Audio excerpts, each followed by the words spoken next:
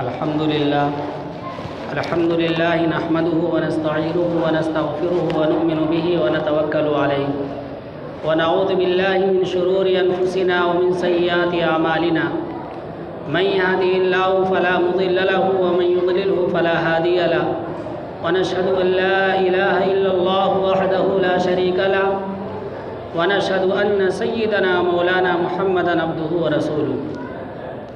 قال الله تعالى في القرآن المجيد والفرقان الحميد: يا أيها الذين آمنوا اصبروا وصابروا ورابطوا واتقوا الله لعلكم تفلحون.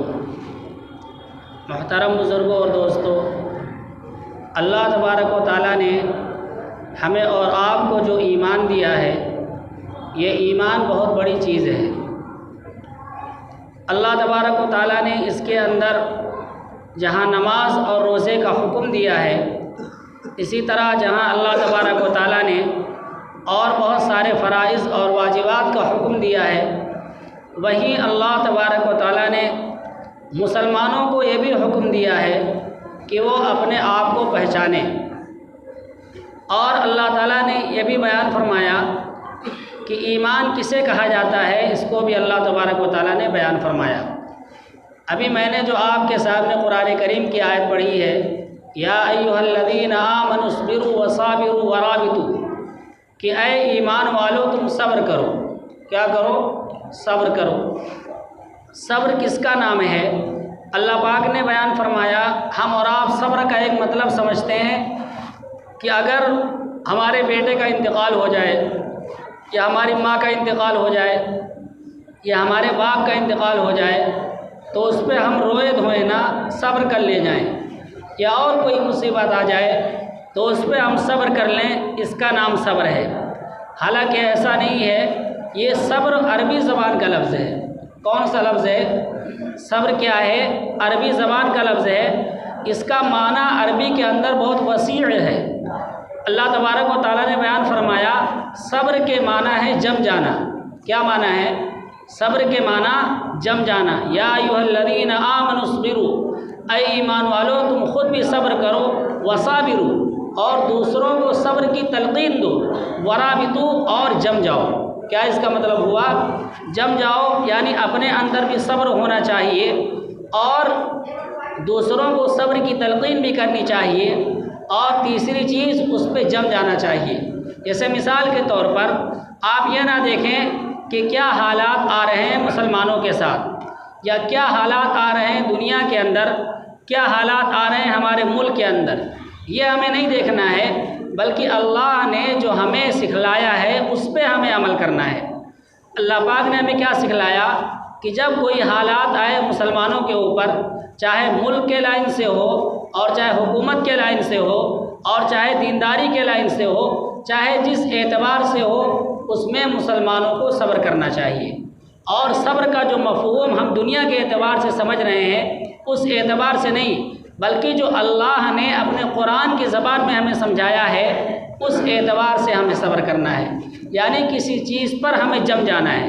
جمنے کا مطلب یہ ہوا کہ جب کوئی حالات آئیں تو اس میں ہمیں دیکھنا چاہیے کہ ہمیں اللہ نے جو عقیدہ سکھلایا ہے، ہمیں اللہ نے جو ایمان سکھلایا ہے، ہمیں اللہ نے جو توحید سکھلائی ہے، اس توحید کے اوپر جم جانا، اس عقیدے کے اوپر جم جانا، اس کا نام ہے صبر.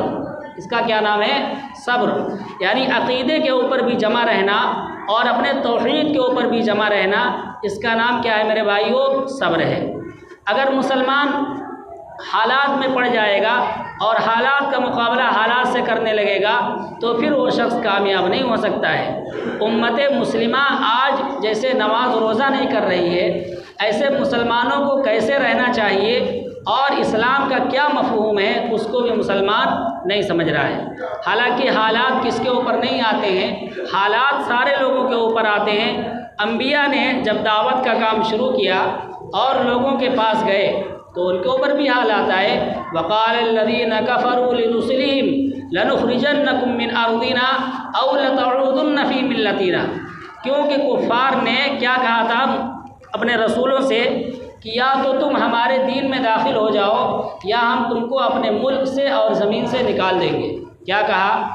تم ہمارے دین و اسلام میں داخل ہو جاؤ، یعنی جو کفر ہم کر رہے ہیں اسی کے اندر تم بھی داخل ہو جاؤ، ورنہ تم کو ہم یہاں سے نکال دیں گے۔ لَتُخْرِجَنَّكُم مِّنْ أَرْضِنَا، اپنی زمین سے تم کو ہم نکال دیں گے۔ تو اللہ تبارک و تعالیٰ نے کیا کہا؟ یعنی رسولوں نے کوئی جواب نہیں دیا، بلکہ اللہ تبارک و تعالیٰ نے خود ہی کہا یعنی لَنُهْلِكَنَّ الظَّالِمِينَ، ہم کس کو ہلاک کریں گے؟ ظالمین کو ہلاک کریں گے۔ یہاں اللہ نے یہ نہیں کہا کہ ہم غیر مسلموں کو ہلاک کر دیں گے یا کافروں کو ہلاک کر دیں گے، بلکہ اللہ پاک نے کہا کہ تم گھبراؤ نہیں، اگر یہ ڈائلاگ بازی کر رہے ہیں تو انہیں کرنے دو۔ اگر یہ کہہ رہے ہیں کہ ہم تمہیں اپنی زمین سے نکال دیں گے، اگر تم ہماری بات نہیں مانو گے، یعنی اگر ہمارے دین کے اندر نہیں آؤ گے تو تم یہاں نہیں رہ پاؤ گے، تو آپ اس سے نہ گھبرائیں، ہم خود سارے کے سارے ظالمین کو ہلاک کر دیں۔ یہاں جتنے بھی ظلم کرنے والے ہیں، چاہے وہ غیر مسلم ہو چاہے کفار ہو، کوئی بھی ہو، اللہ تبارک و تعالیٰ سب کو ہلاک کر دیں گے۔ اور آگے اللہ تعالیٰ نے بیان فرمایا وَلَنُسْكِنَنَّكُمُ الْأَرْضَ، تمہیں گھبراؤ نہیں، ہم انہیں ہلاک بھی کریں گے، اور اس کے بعد تمہیں زمین، یعنی زمین جہاں سے تمہیں وہ نکال رہے ہیں، ہم وہ زمین تمہارے حوالے کر دیں گے۔ کیا تمہارے حوالے کر دیں گے؟ وہ زمین تمہارے حوالے کر دیں گے جہاں سے نکالنے کی بات تمہیں کر رہے ہیں، لیکن تھوڑا وقت لگے گا۔ جب یہ اس وقت ہوگا جب تمہارے اندر وہ ایمان اور جذبہ پیدا ہوگا، اس وقت اللہ تبارک و تعالیٰ یہ وعدہ کریں گے۔ اللہ پاک نے تو وعدہ کر ہی لیا ہے مسلمانوں سے کہ اگر تم صحیح سالم اپنے دین اور اسلام پہ رہو، اور جیسے اسلام کی حقانیت ہے اور جو اسلام کا طریقہ ہے اس پہ تم برقرار رہو، تو اللہ تبارک و تعالیٰ ضرور بھی ضرور تمہیں زمین کا حاکم بھی بنائیں گے، ملک کا بھی حاکم بنائیں گے، اور سارے کے سارے ظالموں کو کہاں کھڑا کر دیں گے؟ ان کا کوئی نام لینے والا بھی موجود نہیں رہے گا۔ آپ کو معلوم ہونا چاہیے کہ دنیا کے اندر بڑے سے بڑے کافر آئے، آپ نے نام سنا ہوگا فرعون کا بھی، قارون کا بھی، شداد اور حامان کا بھی، حجاج بن یوسف کا بھی نام تم نے سنا ہوگا۔ آج کے جو ظالمین اور جو تخت نشین ہیں، ان سے بڑے بڑے ظالمین آ چکے ہیں۔ حجاج بن یوسف کے بارے میں مشہور ہے کہ اگر اس کے ظلم کو اکٹھا کر لیا جائے، کس کو اکٹھا کیا جائے؟ اگر اس کے ظلم کو اکٹھا کر لیا جائے اور ساری کی ساری امت کے اندر جتنے ظالمین ہیں سب کے ظلم کو اکٹھا کر لیا جائے تو اس کا ظلم تنے تنہا اکیلا ہی اکیلا بڑھ جائے گا، اتنا بڑا وہ ظالم تھا۔ لیکن آج اس کا نام لینے والا دنیا کے اندر کوئی موجود نہیں ہے۔ اگر اسے کبھی یاد بھی کیا جاتا ہے تو لوگ غلط طریقے سے اسے یاد کرتے ہیں۔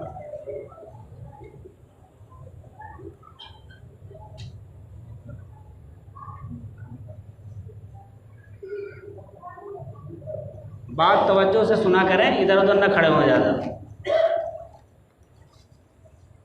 بات ہماری طرف دیکھیں، ہماری طرف کوئی نیچے مڑتا ہے، اگر کوئی سو رہا ہے، کوئی کیا کر رہا ہے، اس سے فائدہ کیا ہے؟ یہاں پہ بیان کرنے سے جب تمہیں سونا ہی ہے تب جا کے گھر پہ سو لیا کرو۔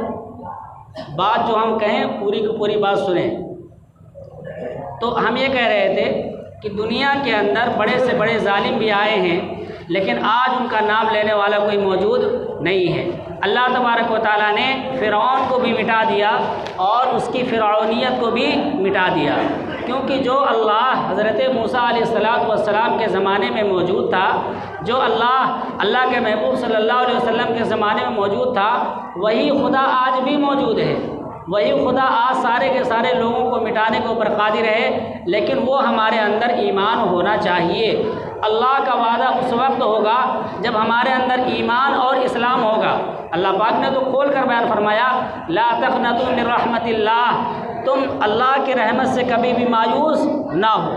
مسلمانوں کو تسلی دی جا رہی ہے کہ آپ اللہ کی رحمت سے مایوس نہ ہوں۔ ہو سکتا ہے کہ ایک چیز جس کو ہم اور آپ اچھا سمجھ رہے ہوں لیکن وہ ہمارے حق میں بہتر نہ ہو، ایک چیز جس کو سارے کے سارے مسلمان کیا ہے اچھا سمجھ رہے ہوں لیکن وہ ہمارے حق میں بہتر نہ ہو، تو پھر اللہ پاک کیا کہہ رہے ہیں؟ وہ ہم تمہارے اندر شامل نہیں کرتے ہیں، تمہارے اندر وہی چیز اللہ پاک داخل فرمائیں گے جو تمہارے حق میں بہتر ہوگی۔ اگر کوئی چیز تمہارے حق میں نہیں بہتر ہے تو اللہ پاک اس سے مسلمانوں کو دور کر دیتے ہیں۔ بھائی تو ہمیں مایوس ہونے کی کیا ضرورت ہے؟ نہ ہمیں مایوس ہونا چاہیے، نہ ہمیں کچھ اور کرنا چاہیے۔